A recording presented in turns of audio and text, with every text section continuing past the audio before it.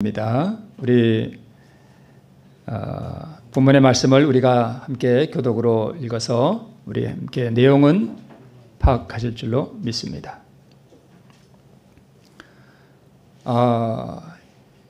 임진왜란이 진행되고 임진왜란이 끝날 때쯤 북방에서는 오랑캐들이 후금이라는 나라를 세웠습니다. 그 후금이 임진왜란 후에 우리 조선을 침략했는데 그것을 우리가 흔히 정묘호란이라 이렇게 말합니다. 불과 한 달도 안 돼서 평양에 도착하는 파죽지세로 침략을 받았습니다. 1627년의 일이죠. 1월에 후금이 조선을 침략합니다. 그로부터 몇 년 후에 이 후금이 국호를 청으로 바꾸고 청나라로 바꾸고 다시 우리 조선을 침략합니다. 그것을 병자호란이라고 말합니다. 정묘호란과 병자호란 때에 청나라에 붙잡혀간 조선 사람이 약 60만 명이라고 합니다. 그 중에 약 50만 명이 여자였다고 합니다.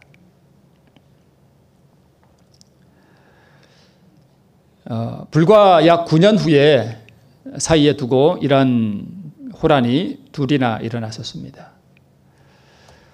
이때 수많은 여자들이 청나라에 끌려갔었는데 그들이 끌려가서 무엇을 당했겠습니까? 수많은 여자들은 돌아오지 못하고 조선에 어느 정도 돈이 있는 사람들은 돈을 써서 며느리나 딸을 다시 조선으로 데리고 왔습니다. 이때 돌아온 여자들을 부른 말이 있는데 그것을 환향여라 부릅니다. 그러니까 고향에 돌아온 여인이란 뜻입니다. 이 비슷한 욕이 하나 있죠. 여기서 나온 말이라고 합니다.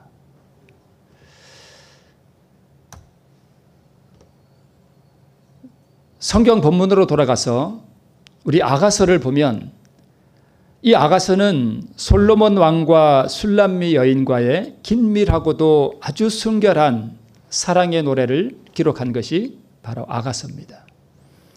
동시에 그리스도와 교회와의 사랑의 관계를 표상하는 것이 바로 이 아가서예요. 더 나아가서는 그리스도와 우리 각 개인 성도 간에 이루어지는 아주 성스러운 사랑의 관계를 묘사하고 있는 것이 바로 아가서입니다. 아까 우리 본문의 말씀에 보니까 이 말씀들이 어떤 것 같아요? 아주 여성스럽고 사랑의 미러를 나르고 그러는 것 같죠? 그죠? 이것이 우리 그리스도와 우리 각 성도 간에 이루어지는 사랑을 그렇게 아름답게 묘사한 것입니다. 그래서 우리 예레미야 3장 14절을 보면 나 여호와가 말하노라 배역한 자식들아 돌아오라 나는 너희 남편임이니라 라고 말씀합니다. 그러니까 하나님께서는 우리를 자식이면서 동시에 뭘로 여기시는 거예요? 아내로 여기시는 거예요. 우리가 하나님의 자녀이면서 동시에 그분의 아름다운 뭐가 되는 거예요? 신부가 되는 것입니다. 자, 그런데 여러분 신앙이 뭔가요? 신앙을 우리가 이야기할 때 하나님과 우리 각 개인 성도 간에 이루어지는 그 사랑의 아름다움을 빼놓고 우리가 신앙을 말할 수 있을까요? 그것은 절대 그럴 수가 없습니다. 그래서 신앙이라고 하는 것은 사랑을 빼고 이야기할 수는 없습니다. 그래서 우리 아가서 우리 8장 6절로 7절을 보면 너는 나를 인같이 마음에 품고 라고 했는데 이 너는이 바로 솔로몬입니다. 동시에 우리가 고백할 때는 하나님이 되는 것입니다. 너는 나를 인같이 마음에 품고 도장같이 팔에 두라. 사랑은 죽음같이 강하고 투기는 음부같이 잔혹하며 불같이 일어나니 그 기세가 여호와의 불과 같으니라. 이 사랑은 많은 물이 끝이지 못하겠고 홍수라도 엄몰하지 못하나니 사람이 그 온 가산을 주고 사랑과 바꾸려 할지라도 오히려 멸시를 받으리라. 정말 어떤 사랑하는 대상이 있으면 남자든 여자든 정말 영혼을 바쳐서 사랑하는 사람이 있으면 천금만금을 준다 해도요 그 사랑과 못 바꿉니다. 그런가요? 그런 사랑을 한번 해보셨습니까? 못 해보셨어요? 저런 못 해보셨군요. 저도 그런 사랑은 못 해본 것 같습니다. 왜냐하면 저희는 중매로 만났거든요. 네. 저도 그런 사랑 한번 해봤으면 좋겠습니다. 여러분, 그런 사랑 못 해보셔도 상관없어요. 누구랑 그런 사랑에 빠지면 돼요? 하나님과 그리스도와 그런 사랑에 빠지면 돼요. 그죠? 네. 내가 여자로서 어떤 그런 사랑하는 남자를 못 만났을지라도, 아니면 내가 남자로서 그렇게 내 영혼을 바쳐 사랑했던 그런 여인이 없을지라도 괜찮습니다. 그런데 이런 사랑은 있어야 돼요. 내가 내 영혼을 바쳐 하나님을 사랑할 수 있어야 됩니다. 그게 신앙이에요. 그죠? 그래서 신앙은 그 독점적인 사랑의 관계를 떠나서는 말할 수 없습니다. 하나님 외에 다른 걸 더 사랑하면 되나요? 안 되나요? 안 되죠. 그래서 신앙이라고 하는 것은 오직 한 대상만을 독점적으로 사랑하고, 내가 사랑하는 그분도 오직 나를 가장 사랑하는 그런 독점적인, 내 사랑을 다른 사람과 나눌 수 없어요. 그런 것을 바로 신앙이라고 하고, 그런 독점적인 사랑의 관계를 뭐라고 표현하는가 하면 바로 순결이라고 말하는 것입니다. 순결. 우리가 하나님 앞에 순결해야 되나요? 네, 순결해야 됩니다. 그래서 오늘 우리 아가서 4장 12절을 보면 내 누이, 내 신부는 잠근 동산이요 덮은 우물이요 봉한 샘이로구나, 이렇게 말씀하고 있습니다. 이게 무슨 뜻일까요? 한 남편에게 있어서 그 신부된 아내는 잠근 동산이고 덮은 우물이고 봉한 샘이라는 것입니다. 자, 한 남편에게 있어서 그 신부된 아내는 잠근 동산과 같아서 아무에게나 문을 열어주지 않는다는 것입니다. 덮은 우물과 봉한 샘과 같아서 그것을 소유한 한 주인에게만 그것이 받쳐져 있어서 아무나 와서 물을 길어가고 아무나 와서 내 샘에서 물을 마시게 하지 않는다는 것입니다. 자, 이것을 하나님과의 관계 속에서 보면 하나님 한 분 외에 다른 모든 것을 배척하는 신앙이에요. 한 분 그리스도께서 나의 모든 사랑을 독점해야 한다는 것입니다. 한 그리스도인의 내면의 세계가 오직 그리스도에 의해서만 독점되어야 한다는 것입니다. 그리스도께서만이 내 사랑을 받으셔야 되는데, 내가 그리스도 외에 다른 것을 사랑한다면 어떻게 된다는 거예요? 그것을 음부라 그럽니다. 그래서 하나님과 나만의 어떤 긴밀한 사랑의 관계 속에 살아가는 것, 그것을 순결이라고 표현하는 것입니다. 여러분, 예수님을 만나보셨습니까? 인격과 인격이 만나서 교제해보는 그러한 그리스도를 개인적으로 만나는 경험, 그리스도께서 어떤 성품을 가지셨는지를 경험적으로 아는 지식, 그분에 대한 깊은 우정과 사랑의 경험을 가져본 적, 그리고 그 사랑을 삶으로 고백하는 신앙을 내가 해보았는가 하는 것입니다. 그래서 그러한 신앙을 잠근 동산 또는 덮은 우물 또는 봉한 샘이라고 표현하는 것입니다. 그래서 여기서 동산, 우물, 샘이라고 하는 것은 한 성도의 내면 세계를 의미해요. 오직 한 분에 의해서만 열리고, 오직 한 분만이 나의 우물에서 물을 기를 수 있고, 오직 한 분만이 나의 샘에 접근할 수 있다는 것을 의미합니다. 그래서 오직 한 분 외에 다른 모든 것에 접근을 허락하지 않는 상태를 바로 그렇게 표현하는 것입니다. 이것을 순결이라고 말하는 것입니다. 하나님께서는요, 순결하지 않은 사람은 하늘에 들어가지 않으십니다. 하나님께서는 오직 순결한 신부만을 하늘로 영접해 드리실 거예요. 자, 하나님과 성도 간의 사랑이 왜 외설스러운 남녀 간의 사랑으로 표현되었을까요? 아가서를 읽어보면 좀 외설스럽기까지 한 그러한 단어들이 많이 등장해요. 왜 그렇게 표현했을까요? 부모 자식 간의 사랑, 우정 등은 배타적이지 않습니다. 여러분, 여기 아름다운 아가씨들이 지금 몇 명인가요? 7명인데요. 서로 우정을 나누는 것 같습니까? 그렇죠. 속마음이야 모르겠지만 일단 그림으로 보면 서로 아주 우정을 나누는 것 같습니다. 서로 사이에 사랑이 충만한 것 같습니다. 그렇죠. 자, 맨 왼쪽에 있는 아가씨가 그 다음 아가씨, 그 다음 아가씨, 그 다음 아가씨 다 사랑해도 누가 뭐라 할 사람 있나요? 없습니다. 우정은 그런 거예요. 이 아가씨들끼리는 서로 많이 서로 사랑하는 사람을 가져도 누가 뭐라 할 사람 아무도 없습니다. 남녀 간의 부모 자식 간이나 또는 친구 간의 우정은 배타적이지 않아서 그렇습니다. 그러나 남녀 간의 사랑은 너무나도 배타적이고 독점적인 사랑의 관계에 이어야 한다는 것입니다. 이것이 하나님과 성도 간의 사랑의 관계입니다. 이 아가씨들은 서로 사랑해도 한 사람이 세 사람, 네 사람을 사랑해도 아무 상관없습니다. 그러나 이 둘 사이에 누군가 끼어들어서는 될까요? 안 될까요? 안 되는 것입니다. 이 사이에 어떤 남자가 끼어들 수 있습니까? 끼어들 수 없습니다. 이 사이에 어떤 남자가 끼어들 수 있나요? 없습니다. 너무 다정스러워 보이죠? 이렇게 연세 드신 할머니, 할아버지가 손을 꼭 붙잡고 이렇게 걸어가는 모습, 세상에 그것처럼 아름다운 게 없습니다.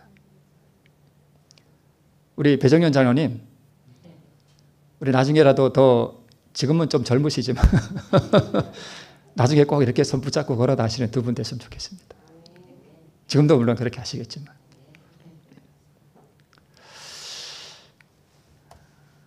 이 아름다운 한 쌍, 이 사이에는 어떤 남자, 어떤 여자도 끼어들 수 없습니다. 오늘 이 아가서가 말하는 이 하나님과 우리 간의 이 사랑의 관계가 바로 이러해야 한다는 것입니다. 한 분 하나님과 나와의 인격적인 만남과 그 사랑 사이에는 어떤 것도 끼어들어서는 안 된다는 것입니다. 그것을 우리가 신앙이라고 하는 것입니다. 그 신앙은 순결해야 한다는 것입니다. 사랑하는 연인에게는 단 둘이 있는 것이 아니면 함께하는 것이 아닙니다. 여기에 어떤 남자가 하나 끼어들면 이 둘의 관계는 긴밀해질 수가 없습니다. 그렇겠죠? 네. 사랑하는 연인에게는 단 둘이 있는 것이 아니면 함께하는 것이 아니고, 사랑하는 연인에게는 한 사람이 상대방 모두를 소유하는 것이 아니면 그것은 상대방을 가진 것이 아닙니다. 이것을 배타적인 사랑이라고 합니다. 잠근 동산, 덮은 우물, 봉한 샘이 바로 신앙이 어떤 것인지를 우리에게 가르쳐 주시는 말씀입니다. 잠근 동산으로 들어가는 울타리에 문을 열 수 있는 이 열쇠가 오직 사랑하는 한 사람에게만 있음을 의미합니다. 그분만이 나의 동산에 들어올 수 있고 그분만이 내 동산에 들어와서 나와 교제할 수 있다는 것입니다. 그 사랑하는 한 분 외에는 어떠한 사람에게도 이 열쇠를 주지 않는다는 것입니다. 그것을 순결이라고 말합니다. 우리의 신앙이 바로 그 순결한 신앙이어야 한다는 것을 바로 이 잠근 동산, 덮은 우물, 봉한 샘이 표상하는 것입니다. 그래서 덮은 우물, 봉한 샘이란 주인 외에는 아무도 열 수 없고 또 열려지지 않는다는 것을 의미합니다. 그래서 잠근 동산, 덮은 우물, 봉한 샘은 주인이 다시 찾아와 줄 그날을 위해 배타적인 상태, 즉 다른 모든 사람은 거부하고 오직 사랑하는 한 사람을 위해 준비된 상태를 유지하면서 기다리는 것을 말합니다. 이것을 순결한 신앙이라고 합니다. 배타적이라는 뜻은 오직 한 사람 이외에는 모든 사람을 거부한다는 것입니다. 이것이 바로 순결입니다. 순결은 단지 도덕적으로만 깨끗한 상태를 가리키는 것이 아니라 점령당해야 할 오직 한 사람에게만 점령된 상태를 가리키는 것입니다. 이것이 순결입니다. 우리의 신앙이 이러해야 합니다. 그래서 그리스도인들의 진정한 순결은 이처럼 그 마음이 그리스도 예수에 의해서만 지배당하기를 즐거워하고 다른 모든 것들에 대해서는 접근을 거절하는 배타적인 사랑의 상태를 유지하는 것입니다. 우리는 이것을 가리켜서 경건이라고 부르며 이 경건은 순결한 사랑입니다. 우리 이런 사랑을 하고 있습니까? 목사에게 보내는 권면에 이런 말씀이 있습니다. 자기 남편 외에 다른 남자가 접근하는 것을 받아들이는 여자, 그의 구애를 듣고자 하는 여자, 애정과 찬사와 사랑의 해픈 말이 부어질 때 그 귀로 달콤하게 듣는 여자, 이런 여자는 누구든지 간부요 창녀이다 라고 말씀하고 있습니다. 오늘 우리 김영수 집사님께서 안교 기도를 하실 때 이렇게 기도하셨습니다. 우리의 마음이 세상에 빼앗기지 않게 해주시고, 이렇게 기도했습니다. 우리의 마음이 세상에 빼앗기지 않는 상태, 그것을 순결이라고 합니다. 그것을 경건이라고 부릅니다. 오늘 집사님께서 기도하신 대로 우리가 그러한 상태를 계속적으로 유지해 나가는 것을 신앙이라고 합니다. 그렇게 신앙하는 사람들을 하나님께서 하늘로 들리어 올려주실 것입니다. 그런데 이스라엘은, 내게 배역한 이스라엘이 무엇을 행했다고요? 간음을 행하였으므로 내가 그를 내어 쫓고 이혼서까지 주었으되 그 패역한 자매 유다가 두려워 아니하고 자기도 가서 행음함을 내가 보았다고 주님께서 말씀하십니다. 이게 무슨 얘기냐 하면, 북방 이스라엘과 남방 유다가 있었죠. 북방 이스라엘이 다른 우상을 섬기고 하나님을 버리고 떠나감으로, 즉 간음을 행함으로, 영적 간음이죠. 행함으로 그를 내어 쫓고 이혼서까지 주었다는 것은 BC 722년에 아수르에 의해서 북방 이스라엘이 뭘 당한 거예요? 멸망을 당한 것입니다. 남방 유다는 그것을 보면서도 더욱 우상을 숭배하고 하나님을 떠나갔다는 것입니다. 행금했다는 것입니다. 너희가 도적질하며 살인하며 간음하며 거짓 맹세하며 바알에게 분향하며 너희의 알지 못하는 다른 신들을 쫓으면서 내 이름으로 일컬음을 받는 이 집에 들어와서 내 앞에 서서 말하기를 우리가 구원을 얻었나이다 하느냐. 이는 이 모든 가증한 일을 행하려 함이로다. 내 이름으로 일컬음을 받는 이 집이 너희 눈에는 도적의 구렬로 보이느냐. 예수님이 이 말씀을 인용하셨었죠. 그죠? 자, 호세아 선지자가 있습니다.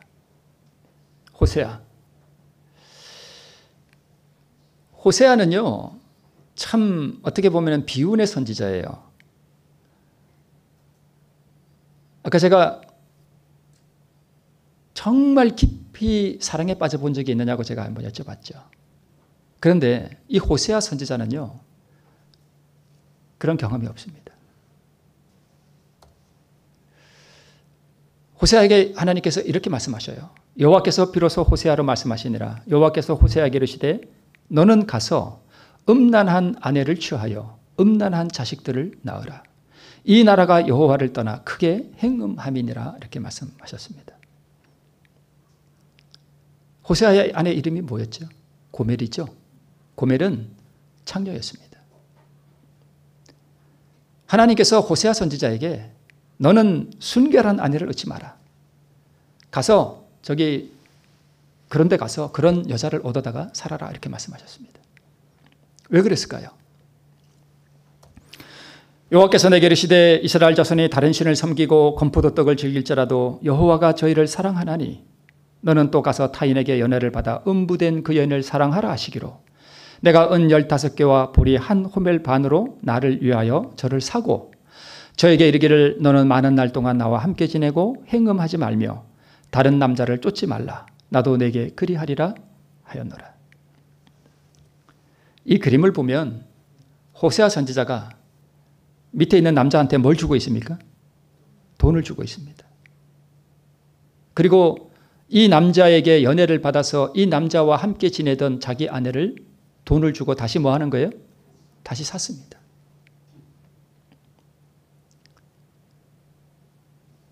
남자가 이런 여자를 사랑할 수 있을까요? 그런데 하나님께서는 이런 여자를 사랑하신다는 거예요. 이스라엘 자손이 다른 신을 섬기고 건포도떡을 즐길지라도 여호와가 저희를 뭐 하나니? 사랑하나니. 그러니까 왜 하나님께서 호세아 선지자에게 좀 정결한 신부를 얻어주면 좋잖아요. 그런데 음란한 아내를 얻어서 음란한 아이를 낳아라 이렇게 말씀하셨습니다. 왜 그러냐 하면 이스라엘 백성들이 하나님을 떠나서 행음하고 우상을 숭배하고 하나님을 떠나서 하나님의 말씀을 멸시하고 하는 그러한 삶을 살아가는, 그 음행하는 삶을 살아가는 이 백성들을 사랑하는 하나님의 그 비통한 심령, 그럴지라도 그들을 사랑할 수밖에 없는 하나님의 그 아픈 사랑, 그것을 나눌 사람이 없는 거예요. 그래서 호세아 선지자를 불러서 너는 내 마음을 좀 알아달라, 이것입니다. 내가 어떻게 이 백성을 사랑하는지, 이 백성을 사랑하는 그 사랑이 무엇인지 그걸 함께 나누고 싶은 거예요. 그 비통한 사랑, 그 가슴 아픈 사랑을 좀 나누고 싶은 대상이 바로 호세아였습니다. 그래서 호세아는 음란한 자기 아내가 다른 남자에게 연애를 받아서 다른 남자와 함께 자고 있는 그 아내를 데리고 와서 그를 사랑할 수밖에 없는 그 형용할 수 없는 그 가슴 아픔을 통해서 무엇을 알았는가 하면 하나님의 마음을 어느 정도 이해할 수 있었습니다. 저 남자 아래에 있는 남자 웃는 모습을 보세요. 저 남자가 저 여자를 진짜 사랑한 것이 아님을 저 그림이 참 잘 표현했습니다. 그냥 즐겼을 뿐이고 내가 돈을 받고 팔아도 저 남자는 저 여자를 사랑하지 않기 때문에 돈만 받으면 그만입니다. 처음에 하나님께서 이 호세아 선지자에게 음란한 아내를 얻어서 음란한 아들을 낳으라 이렇게 말씀하셨는데 이 호세아가 이 음란한 아내를 맞아서 아이를 셋을 낳습니다. 딸 하나, 아들 둘을 낳습니다.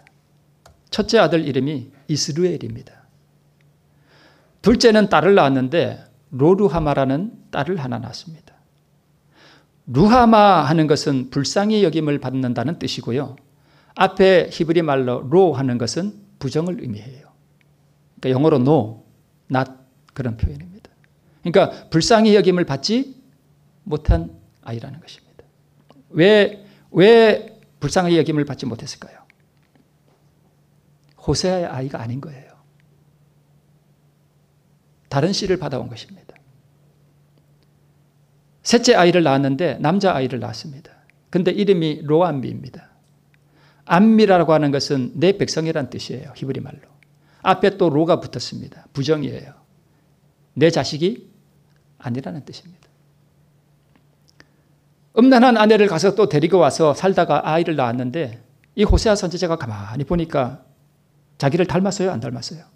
안 닮았어. 그래서 옛말에 무슨 도둑질은 못한다고요? 씨도둑질은 못해요. 보면 알거든요. 그러니까 이 호세아 선지자의 가슴이 어땠을까 여러분 한번 상상해 보셔요.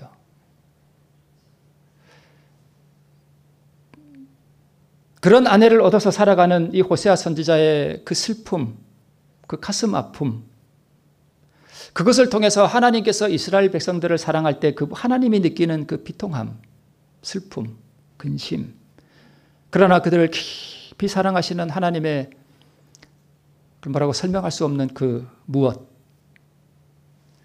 그래서 호세아 선지자는 어떻게 보면 참 비운의 선지자였습니다. 음행하는 아내를 둔 남편의 슬프고 비통한 심령을 통해서 음행하는 백성을 둔 하나님의 근심을 나눌 선지자를 부르셨는데 그가 바로 호세아였습니다. 어떤 기도가 있습니다. 하나님, 일주일 동안 제가 세상에서 많은 죄악 가운데 살다가 이 안식일 주님이 전에 나왔습니다. 하나님 우리를 용서해 주시옵소서. 여러분 혹시 이렇게 살았다 하더라도 교회 와서는 이런 기도 하지 마시길 바랍니다. 이게 무슨 얘기와 똑같으냐 하면 나의 남편이시여 내가 일주일 동안 세상 가운데 살면서 당신은 세상 까마득히 잊어버리고 다른 남자들과 술도 먹고 춤추러 다니고 여행도 갔다 오고 다른 남자를 연애하고 막 살다가 왔습니다. 죄악 가운데서 살았습니다. 당신은 자비롭고 사랑이 많으시니 오늘은 나를 용서해 주시와요. 이런 말과 같습니다. 이게 신앙인가요? 아닙니다. 이것은 신앙이 아닙니다. 이런 기도, 물론 하면 안 된다는 것은 아닙니다. 문제는 이런 기도를 하고 나서 그 다음에 삶이 바뀌면 상관없습니다. 그런데 문제는 계속 반복된다는 것입니다. 의를 모르는 백성들, 하나님의 사랑 앞에 깨어져 본 적이 없는 백성들, 회심의 경험이 없는 백성들, 삶 가운데서 하나님의 의를 사모하고 한 분 그리스도를 더 충만히 얻기 위해 하나님의 얼굴을 구하고 그리스도 안에서 자신이 발견되기를 사모하는 것이 무엇인지를 까마득히 모르는 백성들, 그런 백성들이 이런 기도를 반복합니다. 하루 종일 하나님의 영광을 구하고 그분의 선하심과 거룩하심을 맛보고 알기 위해서 그분의 의를 사모하는 기도로 살아가는 것이 무엇인지를 까마득히 모르는 백성들, 두 마음을 가진 백성들입니다. 그리스도를 알기 위해 말씀을 펴고 사모하는 마음으로 진리의 말씀 앞에 무릎을 꿇어 하나님의 식탁에 참여하는 것이 무엇인지를 까마득히 모르는 백성들. 이 백성들은 의를 모르기 때문에 죄 짓고 사는 것이 당연한 그리스도인의 삶이라고 착각하고 살아갑니다. 하나님께서 언제 그분의 사랑을 세상과 나누었습니까? 어떤 남편이 자기 아내를 세상 남자와 나누며 삽니까? 하나님께서 그것을 원하십니까? 하나님께서는 우리가 세상 남자와 함께 살다가 일주일에 한 번씩 주님께 오는 것을 원하지 않으십니다. 여러분, 칭의라고 하는 것은 전체를 주님께 바침으로 우리가 그리스도의 아내가 되는 경험이고요. 성화라고 하는 것은 죄를 하나씩 해결해 나가는 과정이 아니라 죄 짓지 않는 삶을 유지해 나가는 삶을 성화라고 하는 것입니다. 내가 만약 그렇게 일주일 동안 그렇게 살아간다면, 어떤 사람의 기도처럼 살아간다면 그것은 칭의도 경험하지 못했고 더군다나 성화는 무엇인지 까마득히 모르는 죄 가운데 살아가는 패역한 삶임을 우리가 알아야 합니다. 그래서 우리가 우리의 상태를 바로 알 때에 우리의 심령 속에 비통함이 일어나는 것입니다.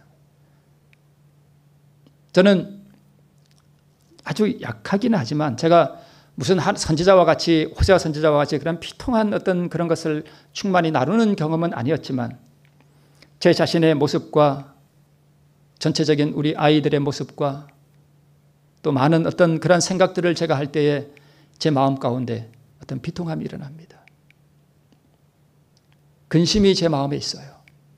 근데 참 희한한 것은 그런 비통함과 어떤 근심이 내 마음에 이렇게 이르러올 때 세상의 비통함과 세상의 근심과는 달라요. 그 안에 소망이 있어요. 희한한 무언가가 있습니다. 그 안에 기쁨이 있어요.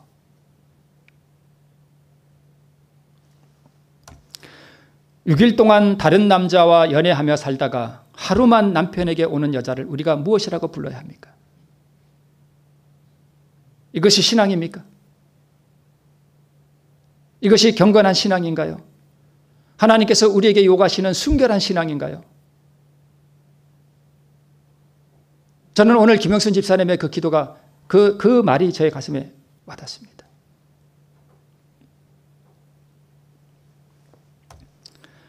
심양까지 끌려가서 청나라 사람들의 첩으로 전락했다가 친정 부모가 몸값을 내는 등 여러 노래 끝에 고향으로 되돌아오지만 환향녀라는 멸시에 시달린 그 수많은 여성들,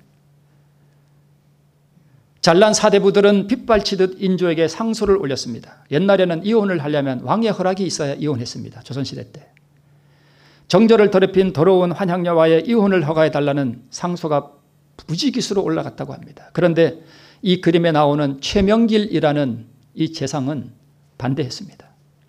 환향녀를 받아줘야 한다는 것이었습니다. 조정과 정부 대신들의 잘못으로 청나라에 끌려가서 능욕을 당한 것이니 잘못은 조정의 대신들에게 있는 것이고 환향녀라는 비난은 금지해야 된다는 것이었습니다. 그렇지 않습니까? 왜 이 여자들에게 잘못이 있습니까? 불쌍한 여자들이었습니다. 그래서 그 당시에 여러분, 제가 그 천을 생각을 했는데 잊어버렸네요. 그 청나라에서 이렇게 오다 보면 이 경복궁 오기 전에 그 내가 하나 있는데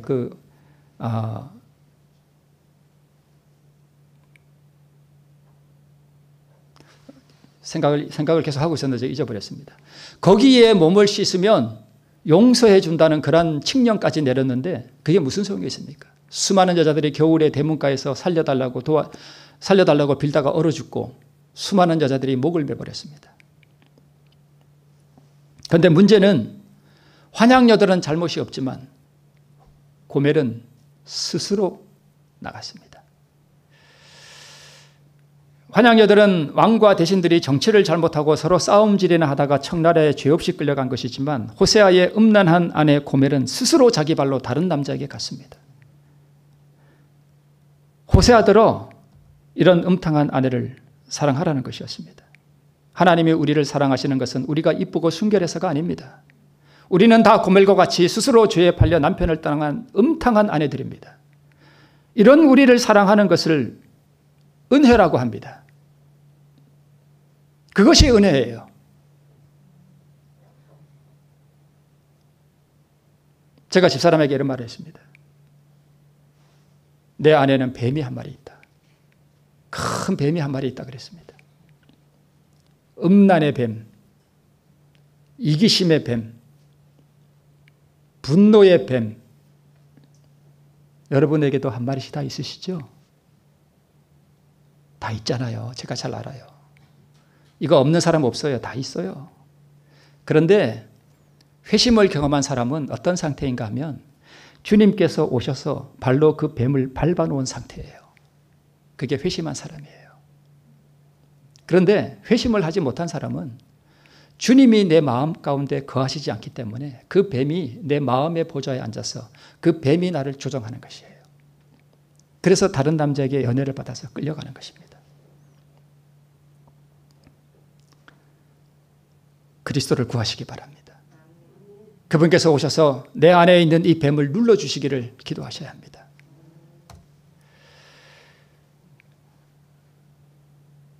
이 여자도 환양녀인가요? 네, 환양녀예요. 우리는 다 환양녀이어야 합니다. 주님께로 돌아가야 합니다. 그렇죠? 사대부들은 환양녀를 멸시하고 죽도록 내버려 두었지만 우리 하나님께서는 우리 환양녀들을 사랑하셔요. 최명길 제상처럼. 나도 너를 정죄하지 아니하노니 가서 다시는 죄를 범하지 말라고 하시는 희망에 찬 말씀이 그녀의 귀에 들려왔다. 그녀는 마음에 깊은 감동을 받았다. 그는 예수의 발 앞에 엎드려 고마운 사랑의 마음으로 흐느껴 울면서 뜨거운 눈물로 자신의 죄를 고백하였다. 이것은 그에게 무엇과?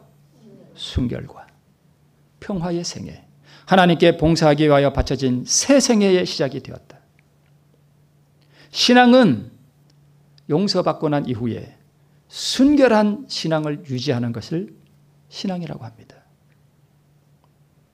우리가 짐작하듯이 이 가늠하다 잡힌 여인이 이 환향녀가 예수의 그 뜨거운 용서의 음성을 듣고 난 다음에 또 다른 남자를 만나러 갔습니까?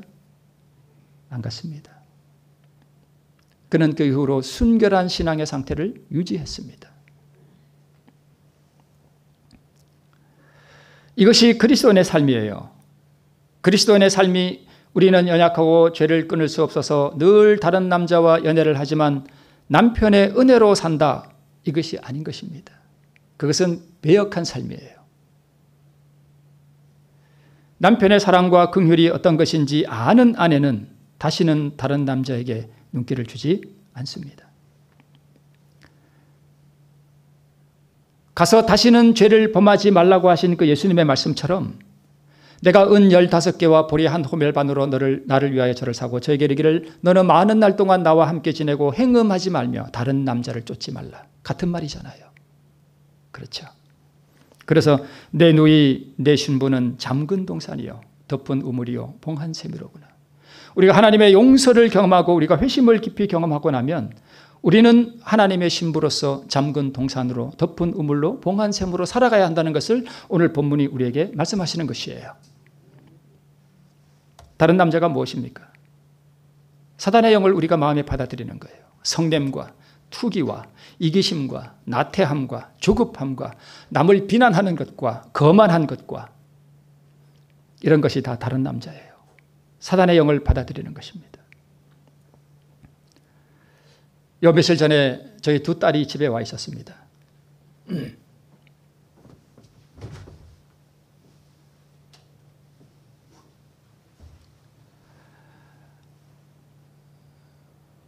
어느 날 저녁 때가쯤 됐는데 무엇을 저녁으로 먹을까 하는 이야기가 나왔습니다. 그래서 제가 잠깐 딴 생각을 하고 있는데 이런 음성이 들려요. 신경 꺼. 우리 셋째 딸이 이런 얘기를 하는 거예요. 그래서 제가 보니까 엄마한테 그런 얘기를 해요.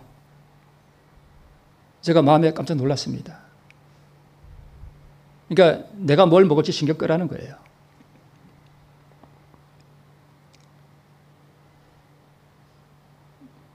보통 그럴 때 우리가 확 이렇게 올라올 수 있잖아요. 그죠? 제가 그렇게 올라오지는 않는데, 이거 뭔가 문제가 생겼다는 생각이 들어서 제가 즉시 주님께 기도를 드렸습니다. 주님, 이럴 때 제가 어떻게 해야 할까요? 하나님, 이 문제를 어떻게 해결해야 할까요? 이것을 그냥 넘어갈 수는 없잖아요. 그래서 하나님께 기도를 드렸습니다. 하나님, 제 마음의 감정을 주님께서 다스려 주시고 제가 참으로 온유한 가운데 아이에게 말을 할 수 있도록 주님 도와주십시오. 그렇게 기도를 드렸습니다. 그러고 나니까 제 마음 가운데 어떤 감정의 동요나 이런 게 전혀 없어요. 아무 성냄이나 분노나 이런 것이 없어요. 그래서 조금 있다가 아이를 불렀습니다. 너 이리 와봐. 이게 아니라 잠깐 이리 와볼래? 그래서 지금 우리 임주태 집사님 앉아 계신 저 자리인가? 그 앞자리인가? 그에 불러서 앉았습니다. 그럴 때는 이제 나 대화법으로 얘기해야 된대요. 너 왜 그랬냐? 이게 아니라 아까 너 하는 얘기를 듣고 내가 참 마음이 아팠다. 그러니까 나 중심으로 너가 그래서 내 마음이 참 아팠다. 이렇게 얘기를 했습니다. 엄마한테 왜 그런 얘기를 했냐? 이렇게 했더니 엄마한테 한 게 아니래요.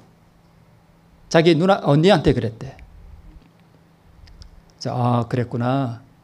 근데 왜 그랬을까? 아주 부드럽게 말했습니다. 그랬더니 언니가 뭘 이렇게 음식 같은 걸 점심때쯤 이렇게 들고 가는데 이제 셋째 자기 동생이 좀 걸그적거렸나 봐요. 그러니까 좀 비켜봐. 막 그러고 그래서 그게 신경이 거슬렸던가 봐. 그러니까 이제 그걸 복수한답시고 신경 꺼 하고 이제 언니한테 그렇게 얘기한 거예요. 그럴 때 그래도 네가 그러면 안 되지. 이렇게 하면 자녀와의 대화가 다 끊겨버립니다. 그렇죠? 그래서 제가 어떻게 했냐면 그래? 그래서 그랬구나. 그래서 그랬구나. 그렇게 해서 그렇게 얘기가 나왔구나 하고 다 인정해 줬습니다. 그랬더니까 여기 눈물이 이렇게 제가 얼른 가서 휴지를 가져다가 눈물 이렇게 닦아주면서 그래서 그랬구나. 그리고 제가 뭘 했는가 하면 그러기 얼마 전에 제가 무슨 얘기를 제 언니한테 들었냐면 저희가 옛날에 별내 살 때 이 아이가 고등학교 다닐 때 자꾸 이렇게 화장을 했어요. 옛날에는 화장하는 거 상상도 못 했는데 제가 화장하는 게 좀 못마땅해서 그때 아마 뭐라 그랬나 봐요. 그때 이제 이 아이, 셋째 막내 아이가 가출하고 싶었다는 거예요. 집을 뛰쳐나가고 싶었다는 거예요. 제 얘기를 듣고. 그 얘기를 제가 들었습니다. 제 언니한테. 그래서 제가 아이한테 그랬습니다. 그때 내가 이런 얘기를 들었는데 그때 내가 너에게 참 부드럽고 정말 하나님의 마음으로 이렇게 내가 그렇게 했어야 했는데 내가 그렇게 하지 못해서 정말 미안하다. 정말 미안하다. 몇 번 사과를 했습니다. 그리고 나를 정말 용서해 줄 수 있겠느냐 몇 번을 물었더니 가만히 있다가 웃으면서 생각 좀 해보고 이제 용서해 준다고 차마 아빠한테는 말은 못하겠고 그렇게 표현한 거겠죠. 그래서 제가 올 처음에 그 앉은 자리에서 뭐라고 얘기했냐면 내가 여기 너를 부르기 전에 내가 정말 하나님께 기도했다. 내 마음이 아팠지만 하나님께서 내 감정을 다스려 주시고 너에게 참 온유하고 부드러운 마음으로 말을 할 수 있도록 하나님께 기도를 드리고 내가 너를 지금 여기 부른 것이다 라고 말을 했습니다. 그렇게 했더니 계속 애가 눈물이 막 이렇게 흘러요. 여러분, 잠근 동산, 덮은 우물, 봉한 샘이라고 하는 것은 사단의 영이 내 안에 들어오지 못하도록 뭐 하는 거예요? 닫아버리는 거예요. 제가 그런 경험을 자랑하기 위해서 여러분에게 드리는 말씀이 아니라 이해를 돕기 위해서 제가 말씀을 드리는 것입니다. 여기가 제 기도하는 자리거든요. 요 단상하고 요 사이에 제 기도 의자가 저 안에 있어요. 제가 저기 숨겨놓고 이렇게 기도하는데 그거 의자에 조그만 안전뱅이 의자에 앉으면 무릎 꿇고 있어도 다리가 안 아파요. 그래서 기도를 하고 오늘은 또 약간 좀 바쁜 날이잖아요. 말씀 좀 보다가 딱 나왔는데 집사람이 저에게 이런 얘기를 해요. 여보, 말씀을 보는데 이런 말씀이 있더라 그러면서 에스더서를 읽었나 봐요. 그래서 저한테 하는 얘기가 한 사람의 감정이 한 민족을 멸망시킬 수도 있구나 하는 걸 봤다는 거예요. 그게 무슨 얘기예요? 모르드게를 향한 하만의 분노가 뭘 멸망시키려고 했어요? 이스라엘 민족을 멸망시키려고 했던 거예요. 그래서 제가 크게 깨달은 바가 있습니다. 아, 그렇구나. 만약 제 아이가 그런 이야기를 할 때 제가 제 마음의 동산문을 잠궈버리고 사단이 제 안에 들어오지 못하도록 제가 그것을 걸어 잠그지 아니하고 그것을 연 상태로 사단의 영을 받아들이고 내가 분개했더라면 어떻게 됐을까요?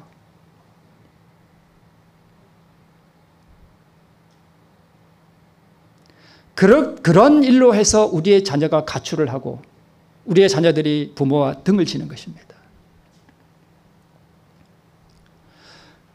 잠근 동산과 덮은 우물과 봉한 샘이라고 하는 것은 다른 남자, 다른 영, 사단이 내 마음에 들어와서 나를 점령하지 못하도록 잠궈버리는 거예요. 제가 말씀드린 그런 방법을 통해서 그렇게 하는 것입니다. 순결은 단지 도덕적으로만 깨끗한 상태를 가리키는 것이 아니라 점령당해야 할 오직 한 분에게만 점령된 상태를 가리키는 게 그게 순결이에요. 순결한 신앙은 그렇게 유지하는 것입니다. 한 사람의 감정이 한 민족을 멸망시킬 수 있습니다. 이건 제가 오늘 아침에 집사람 얘기를 듣고 제가 첨가해낸 것입니다. 한 사람의 감정이 한 가정을 파괴시킬 수도 있습니다. 그렇지 않습니까? 파괴시킬 수 있습니다. 제가 만약에 그때 감정을 폭발시켜서 너는 왜 엄마한테, 사실 엄마한테 한 것도 아닌데 너는 왜 엄마한테 그런 얘기를 하면서 제가 버럭 했더라면 끝나는 거예요.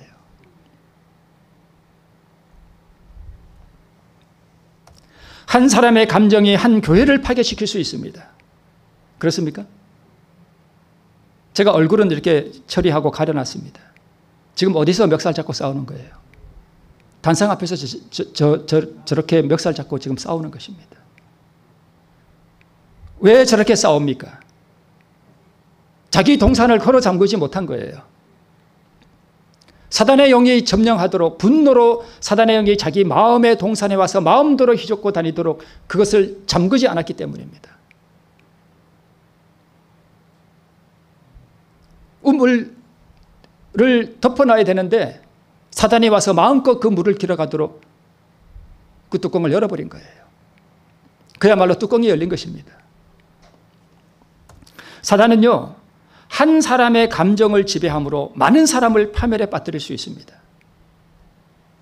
제가 제 마음의 동산을 걸어 잠그고 다른 영이, 다른 남자가 제 안에 들어오지 못하도록 제가 걸어 잠금으로 인해서 그날 저희 가정은 아주 평온하고 화목한 관계를 유지할 수 있었습니다. 교회도 마찬가지고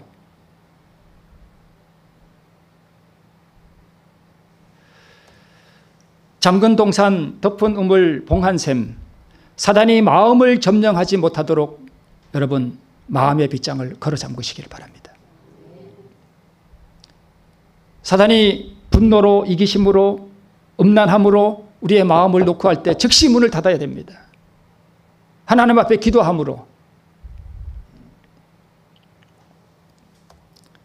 동산, 우물, 샘, 이것은 바로 마음을 상징해요. 그래서 잠언 4장 23절에 무릇 지킬 만한 것보다 더욱 뭘 지키라고요?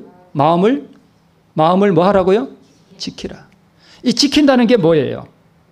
동산을 잠궈버리는 거예요. 우물을 덮어버리는 거예요. 샘을 봉해버리는 거예요. 한 분 그리스도 외에는 어떤 누구도 접근하지 못하도록 닫아버리는 거예요. 이것을 순결한 신앙이라고 합니다. 연속극의 한 장면인 것 같습니다. 여러분, 연속극이 재밌습니까? 우리 자녀들은 TV 앞에 누워있는 부모의 모습을 보면서, 기도의 골방에 들어가지 않고 말씀의 식탁에 앉지 않는 부모의 모습을 보면서, 자기 감정을 주체하지 못하는 부모와 교인들의 모습을 보면서, 동상과 우물과 샘에 빗장을 걸어 잠궈서 다른 영이 들어오지 못하도록 지키지 못하는 모습을 보면서 교회와 신앙을 떠납니다.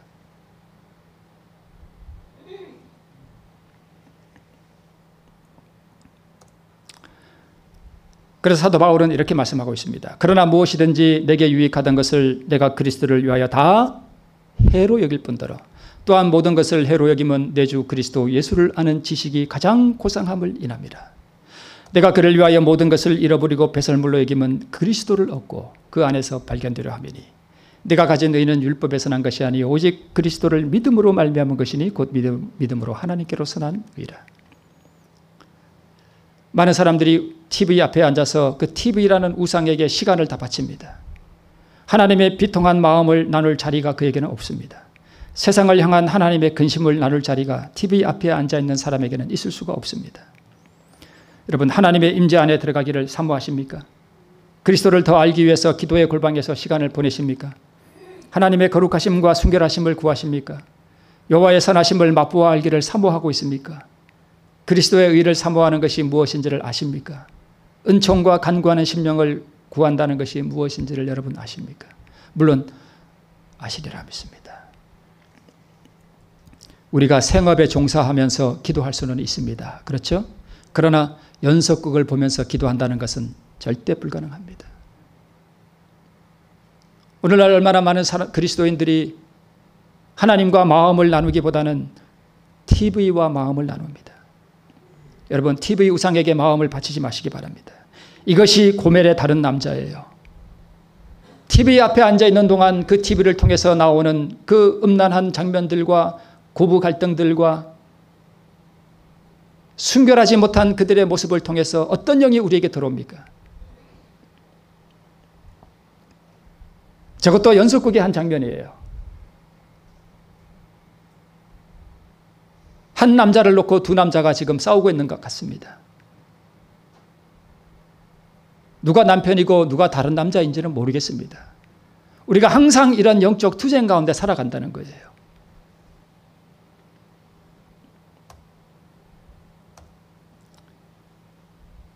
재물에 치심하고 TV와 인터넷에 빠져들고 음란한 것에 우리의 마음이 쏠리고 하나님을 묵상함이 없고 생각과 감정을 방치하고 살아가는 것. 여러분 가만히 보세요. 하루 종일 내가 살아가면서 하나님을 까마득하게 잊어버리고 온통 세상에 관한 것들만 생각하고 온통 세상에 관한 것들만 우리가 만지고 보고 듣고 하면서 살아간다면 그것이 바로 고멜이에요. 진짜 순결한 그리스도인은요, 하나님을 더 알고 싶고 그분의 의를 더 갚고 싶고 그리스도에 대해서 더 배우고 싶고 그리스도의 그 성품을 더 나누어 받고 싶고 그분의 영광이 무엇인지를 알기 때문에 그 영광을 더 경험하고 싶고 그분의 은혜를 경험해 봤기 때문에 그 은혜를 더 맛보기 위해서 끊임없이 하나님을 구하는 삶이에요. 그러면 이런 경험이 뭔지를 모르는 사람은 이렇게 말합니다. 아니, 사람이 어떻게 하루 종일 그렇게 하고 살아요? 이렇게 말합니다. 아니, 사람이 어떻게 하루 종일 하늘만 쳐다보고 삽니까?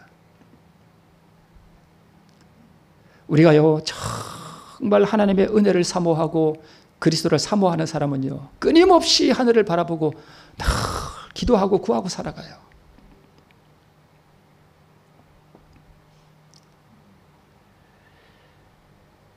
제가 하나님의 영광을 봤다고 한번 말씀을 드렸죠.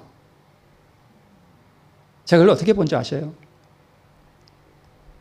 한 번은 저희 집사람하고 영월을 나갔어요. 뭐 살 거 있어서. 그 영월에 가면은 이렇게 둥그렇게 말아서 파는 거. 전병.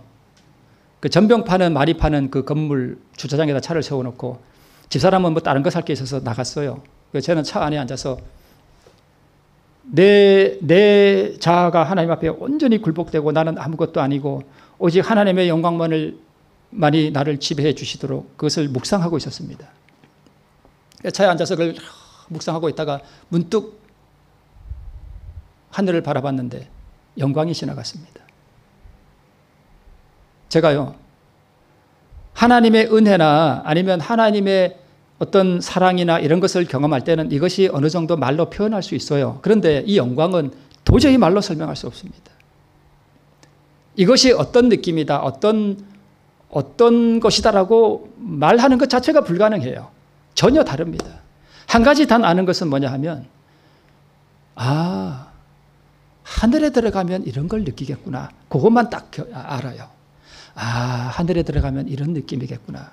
근데 저는 그 느낌에 아주 모래만큼 조금 맛본 거예요. 아, 하늘에 들어가면 이런 것을 100배, 10,000배, 10,000,000배, 억만 배 느끼겠구나. 아, 이게 영광이구나. 하늘의 영광이구나 하는 것을 제가 느꼈습니다. 제가 그걸 언제 느꼈다고요? 시간이 날 때 세상의 것을 생각하고 쫓아가고 그러지 말고요. 하나님을 묵상하고 하나님을 더 알고 싶어하고 나는 없어지고 내 자아가 굴복되고 하나님께서 내게 의를 주시도록 그걸 계속 묵상하면 때로 하나님께서 그 영광을 보여주셔요.